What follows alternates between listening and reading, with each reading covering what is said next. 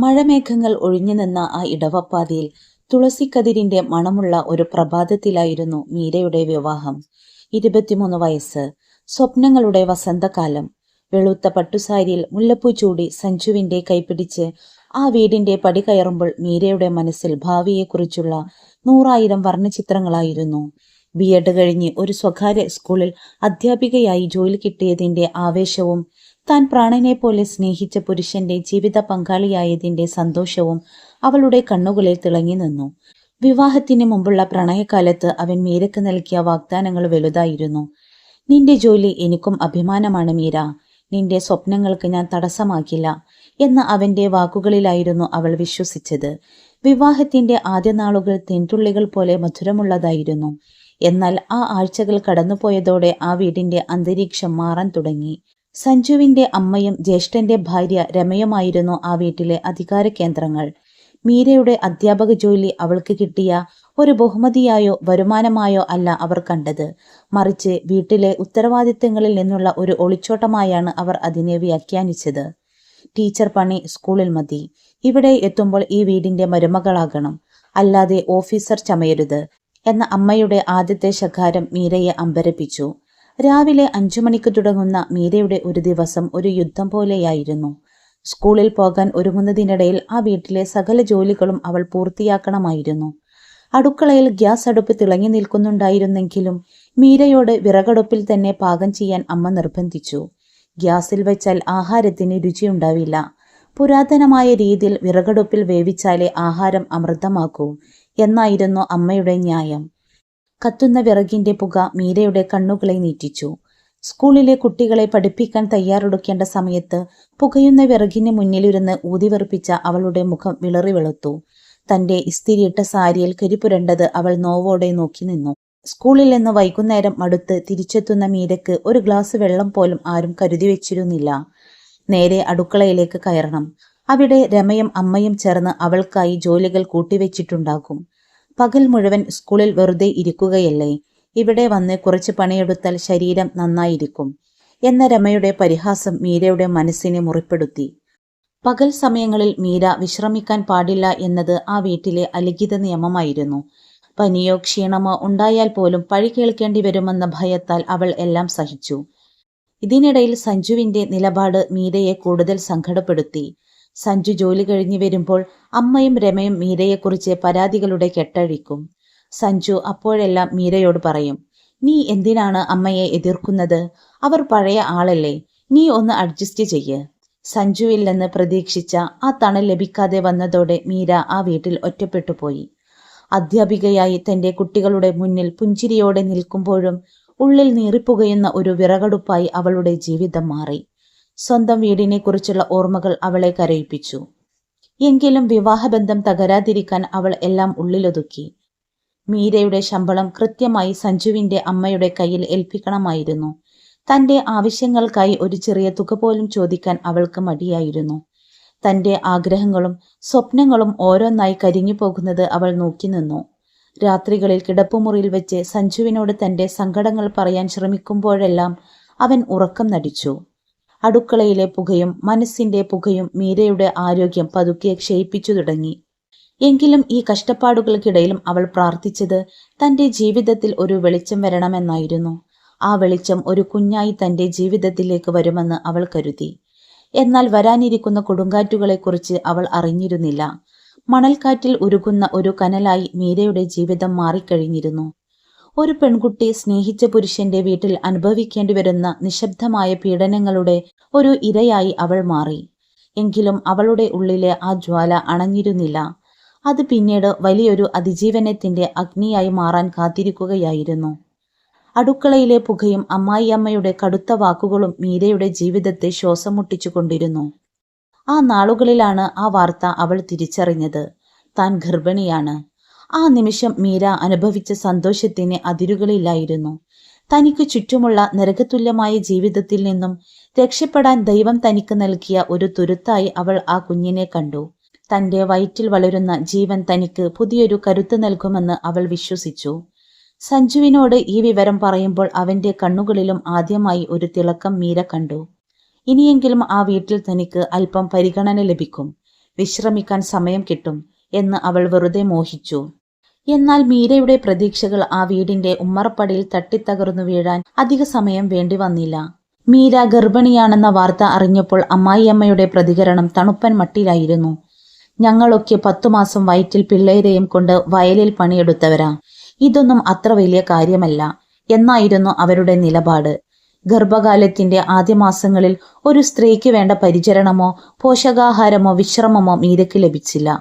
രാവിലെ എഴുന്നേറ്റ് മുറ്റമടിക്കുന്നതും കിണറ്റിൽ നിന്ന് വെള്ളം കോരുന്നതും ഭാരമുള്ള പാത്രങ്ങൾ കഴുകുന്നതും മീര തന്നെ തുടരണമെന്ന് അവർ വാശി പിടിച്ചു. സ്കൂളിൽ പോയി വരുന്ന തളർച്ചയ്ക്കിടയിലും മീരയ്ക്ക് അടുക്കളയിലെ പുകയേൽക്കേണ്ടി വന്നു. മീരയുടെ ശരീരം ക്ഷീണിച്ചു വരുന്നത് കണ്ടിട്ടും രമ അവളെ സഹായിക്കാൻ തയ്യാറായില്ല. ടീച്ചറമ്മക്ക് ഗർഭമുണ്ടെന്ന് കരുതി ഞങ്ങൾക്ക് ഇവിടുത്തെ പണിയെടുക്കാൻ പറ്റില്ലല്ലോ എന്ന രമയുടെ കുത്തുവാക്കുകൾ മീരയെ മാനസികമായി തളർത്തി. സഞ്ജു ഇതിലൊന്നും ഇടപെടാൻ ധൈര്യപ്പെട്ടതുമില്ല. അവൾക്ക് വിശപ്പുള്ളപ്പോൾ പോലും കൃത്യമായ ആഹാരം ലഭിച്ചില്ല. ബാക്കി വരുന്ന കറികളും കഞ്ഞിയും കുടിച്ച് അവൾ തന്റെ കുഞ്ഞിനായി പിടിച്ചു നിന്നു. ഒരു ദിവസം സ്കൂളിലെ ജോലി കഴിഞ്ഞ് വന്ന മീരയോട് അലക്കി വെച്ചിരുന്ന വസ്ത്രങ്ങളെല്ലാം വീടിന്റെ മുകളിലെ നിലയിൽ കൊണ്ടുപോയി ഇടാൻ അമ്മായിയമ്മ ആവശ്യപ്പെട്ടു.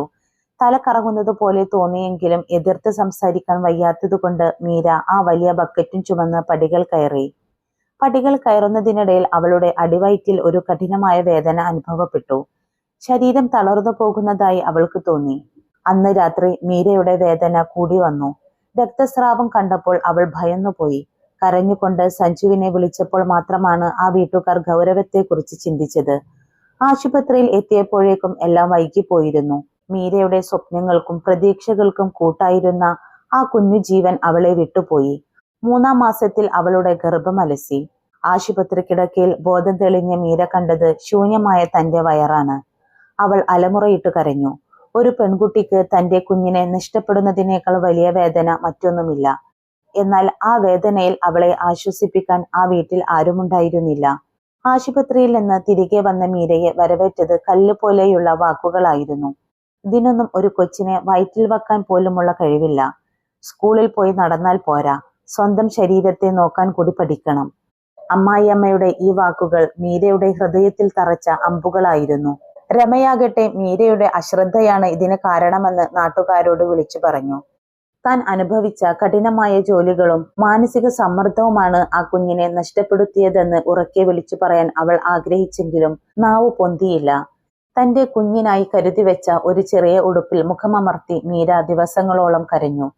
ആ വീട്ടിലെ ഓരോ കോണിലും ആ കുഞ്ഞിന്റെ സാന്നിധ്യം അവൾ സ്വപ്നം കണ്ടിരുന്നു. എന്നാൽ ഇപ്പോൾ ആ വീട് ശ്മശാനം പോലെ അവൾക്ക് തോന്നി. സഞ്ജു പോലും തന്റെ കുടുംബത്തെ സംരക്ഷിക്കാനാണ് ശ്രമിച്ചത്. വിഷമിച്ചിട്ട് കാര്യമില്ല, നമുക്ക് ഇനിയും കുഞ്ഞുങ്ങൾ ഉണ്ടാകുമല്ലോ എന്ന അവന്റെ വാക്കുകളിൽ മീരയ്ക്ക് വേണ്ട ആശ്വാസമില്ലായിരുന്നു. മീരയുടെ ഉള്ളിലെ അധ്യാപികയും തളർന്നുപോയി. സ്കൂളിലെ കുട്ടികളെ കാണുമ്പോൾ അവൾക്ക് തന്റെ നഷ്ടപ്പെട്ട കുഞ്ഞിനെ ഓർമ്മ വന്നു. ജീവിതം ഒരു ഭാരമായി അവൾക്ക് തോന്നിത്തുടങ്ങി. എങ്കിലും തന്റെ ജോലിയിലേക്ക് അവൾ മടങ്ങിപ്പോയി. കാരണം ആ 4 ചുവരുകൾക്ക് പുറത്ത് മാത്രമേ അവൾക്ക് ശ്വസിക്കാൻ കഴിയുമായിരുന്നുള്ളൂ. മീരയുടെ ജീവിതത്തിലെ ഈ അധ്യായം അവളിലെ നിഷ്കളങ്കമായ പെൺകുട്ടിയെ ഇല്ലാതാക്കി.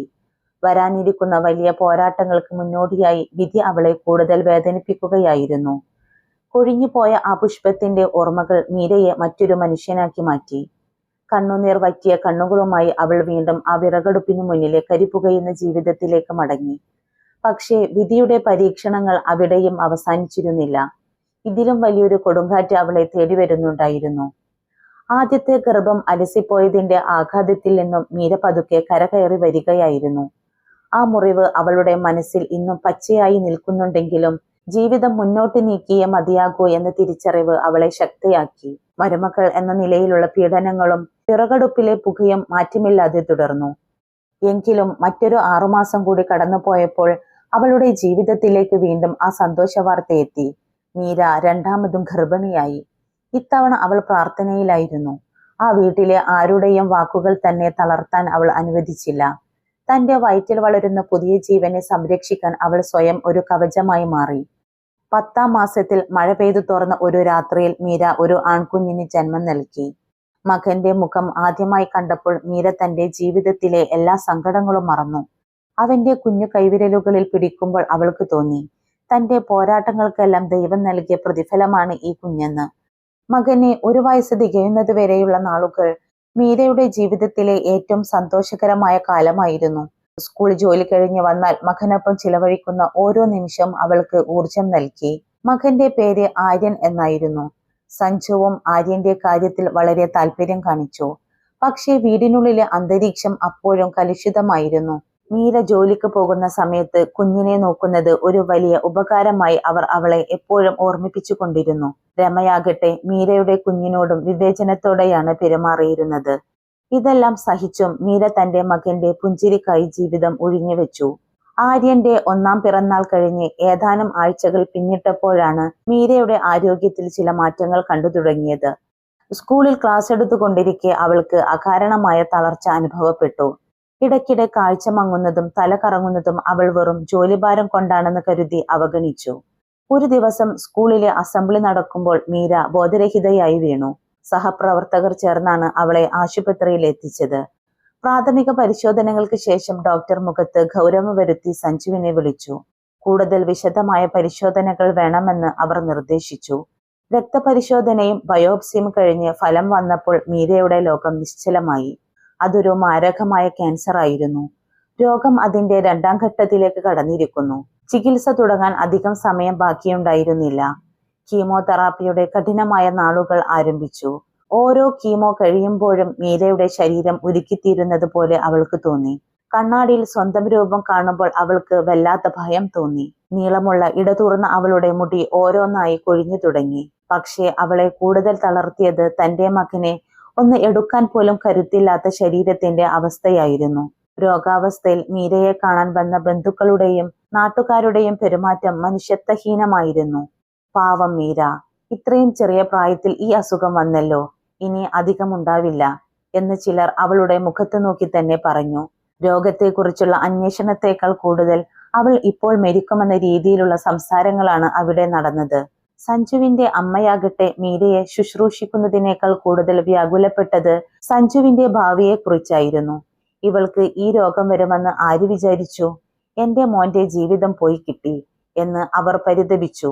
മീരയുടെ സാന്നിധ്യത്തിൽ തന്നെ സഞ്ജുവിന് മറ്റൊരു വിവാഹം ആലോചിക്കുന്നതിനെ കുറിച്ച് ചില ബന്ധുക്കൾ സംസാരിക്കുന്നത് കണ്ടപ്പോൾ മീരയുടെ ഉള്ളം പൊള്ളി.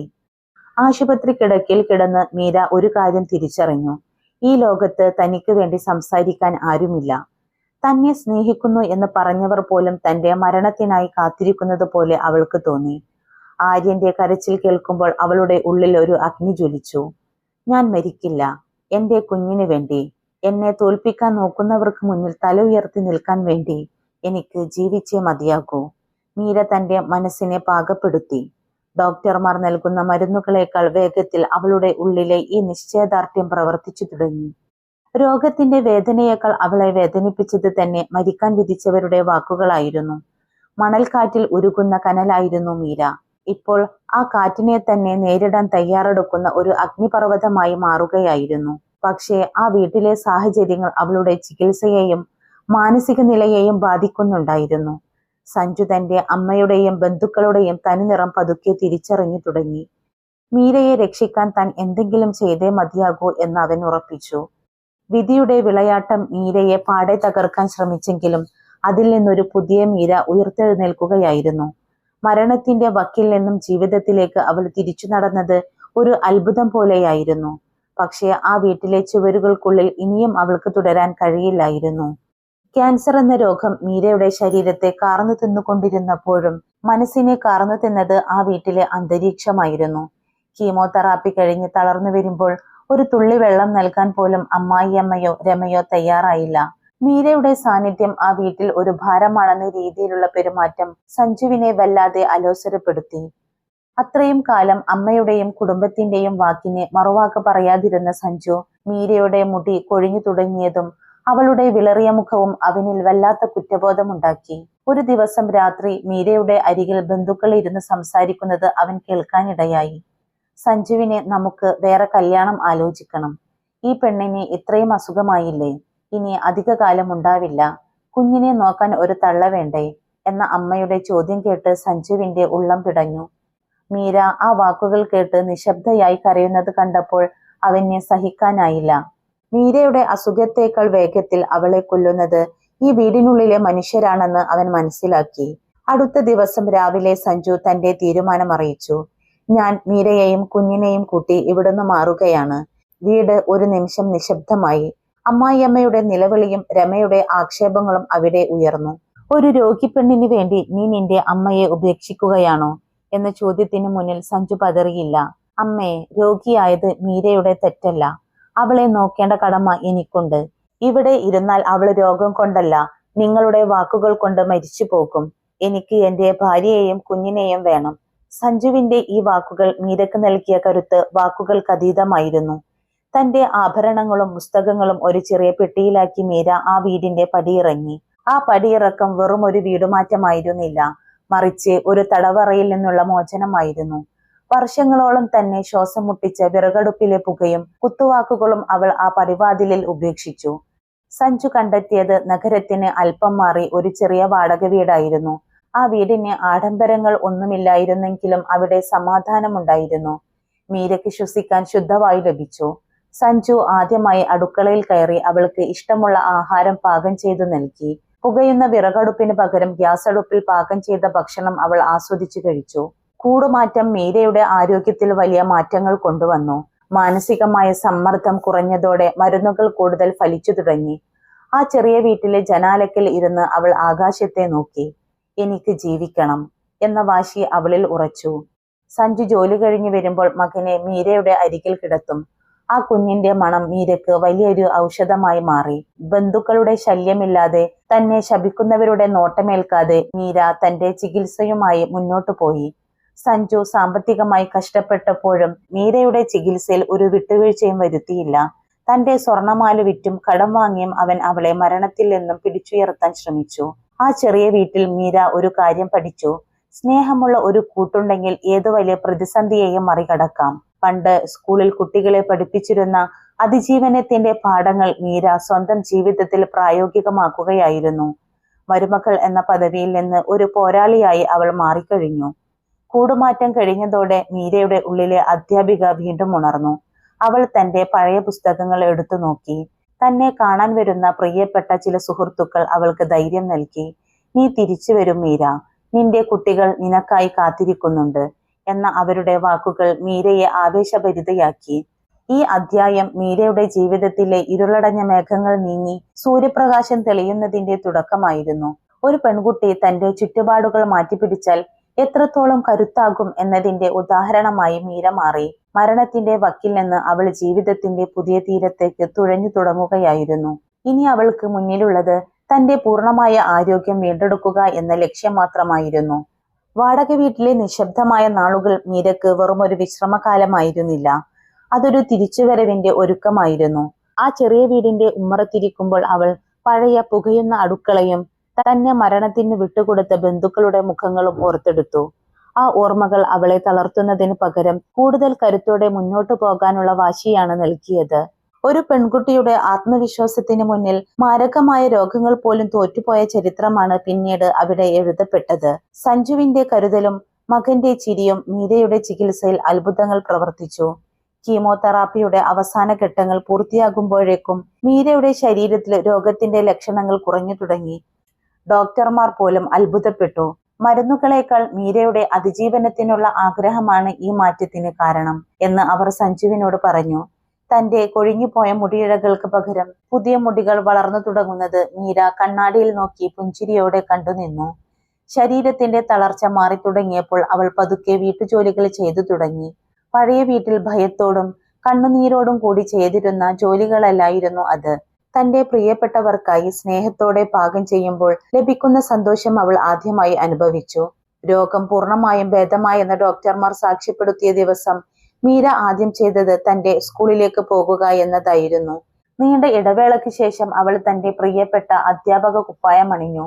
കണ്ണുകളിൽ പഴയ ആത്മവിശ്വാസം വീണ്ടും നിറഞ്ഞു. സ്കൂൾ വരാന്തയിലൂടെ നടക്കുമ്പോൾ തന്റെ വിദ്യാർത്ഥികൾ ഓടിവന്ന് അവളെ കെട്ടിപ്പിടിച്ചു. ആ കുഞ്ഞുങ്ങളുടെ സ്നേഹത്തിന് മുന്നിൽ മീരയുടെ കണ്ണുകൾ നിറഞ്ഞു. താൻ മരിക്കുമെന്ന് പ്രവചിച്ചവർക്ക് മുന്നിലൂടെ മീര തല ഉയർത്തി നടന്നു. തനിക്ക് നേരെ സഹതാപം എറിഞ്ഞ ബന്ധുക്കൾക്ക് മീരയുടെ ഈ തിരിച്ചുവരവ് വിശ്വസിക്കാനായില്ല. സഞ്ജുവിന്റെ അമ്മയും രമയും മീരയുടെ സൗഭാഗ്യങ്ങൾ കണ്ട് നിശബ്ദരായി. സഞ്ജു പഴയ വീട്ടിലേക്ക് തിരിച്ചു പോകാൻ തയ്യാറായില്ല. മീരയുടെ സമാധാനമാണ് തനിക്ക് വലുതെന്ന് അവൻ ഉറപ്പിച്ചു പറഞ്ഞു. സ്വന്തമായി അധ്വാനിച്ചുണ്ടാക്കിയ പണം കൊണ്ട് അവർ ആ നഗരത്തിൽ ഒരു ചെറിയ വീട് വാങ്ങാൻ തീരുമാനിച്ചു. മീര ഇന്ന് വെറും ഒരു സ്കൂൾ ടീച്ചറല്ല, അവൾ ചുറ്റുമുള്ള സ്ത്രീകൾക്ക് ഒരു പ്രചോദനമാണ്. ക്യാൻസർ ബാധിതരായ മറ്റു രോഗികളെ സന്ദർശിക്കാനും അവർക്ക് ധൈര്യം നൽകാനും അവൾ സമയം കണ്ടെത്തി. രോഗം നമ്മളെ കൊല്ലുന്നതിനേക്കാൾ മുമ്പ് ഭയം നമ്മളെ കൊല്ലും. സ്നേഹിക്കാൻ ഒരാളും പോരാടാൻ ഒരു മനസ്സുമുണ്ടെങ്കിൽ ഏത് കൊടുങ്കാറ്റിനെയും നമുക്ക് അതിജീവിക്കാം എന്ന് അവൾ അവരോട് പറഞ്ഞു. ആ പഴയ വിറകടുപ്പിലെ പുക ഇന്ന് അവളുടെ കണ്ണുകളെ നനയ്ക്കുന്നില്ല. 3-ാം മാസത്തിൽ നഷ്ടപ്പെട്ട തന്റെ ആദ്യത്തെ കുഞ്ഞിന്റെ ഓർമ്മക്കായി മീര ഒരു കൊച്ചു തോട്ടം വീട്ടിൽ ഒരുക്കി. അതിൽ വിരിയുന്ന ഓരോ പൂവിലും അവൾ ആ കുഞ്ഞിന്റെ പുഞ്ചിരി കണ്ടു. ആര്യൻ വളർന്നു. അവൻ തന്റെ അമ്മയെ ഒരു ഹീറോയെ പോലെയാണ് കണ്ടിരുന്നത്. മീര അനുഭവിച്ച കഷ്ടപ്പാടുകൾ സഞ്ജുവിനെ ഒരു മികച്ച മനുഷ്യനാക്കി മാറ്റി. അമ്മയുടെ വാക്കുകളേക്കാൾ സത്യത്തിന് വില നൽകാൻ അവൻ പഠിച്ചു. കഥയുടെ തുടക്കത്തിൽ മണൽക്കാറ്റിൽ ഉരുകിയിരുന്ന ആ കനൽ ഇപ്പോൾ ഒരു വലിയ നക്ഷത്രമായി ആകാശത്ത് ജ്വലിച്ചു നിൽക്കുന്നു. ഒരു പെൺകുട്ടി വിചാരിച്ചാൽ അവൾക്ക് നേരിടാൻ കഴിയാത്ത പ്രതിസന്ധികൾ ഒന്നുമില്ലെന്ന് മീര തെളിയിച്ചു. 23-ാം വയസ്സിൽ തുടങ്ങിയ ആ പോരാട്ടം ഇന്ന് അവൾക്ക് നൽകിയത് വിലമതിക്കാനാവാത്ത ജീവിതാനുഭവങ്ങളാണ്. തന്നെ ചവിട്ടിമെതിക്കാൻ നോക്കിയവർക്ക് മുന്നിൽ, തന്നെ മരണത്തിന് വിട്ടുകൊടുത്തവർക്ക് മുന്നിൽ മീര എന്ന് വിജയിയായി നിൽക്കുന്നു. അവളുടെ ചിരിയിൽ പണ്ട് അനുഭവിച്ച എല്ലാ വേദനകളും അലിഞ്ഞുപോയിരിക്കുന്നു. മണൽക്കാറ്റിലെ കനലുകൾ ഒരിക്കലും അണയുന്നില്ല. അവ ശരിയായ കാറ്റ് ലഭിക്കുമ്പോൾ ആളിപ്പടരുകയും ലോകത്തിന് വെളിച്ചം നൽകുകയും ചെയ്യും. മീരയുടെ ജീവിതം ഒരു ഓർമ്മപ്പെടുത്തലാണ്. മരണത്തിന് പോലും തോൽപ്പിക്കാൻ കഴിയാത്തത് മനുഷ്യന്റെ ഇച്ഛാശക്തിയെയാണ്.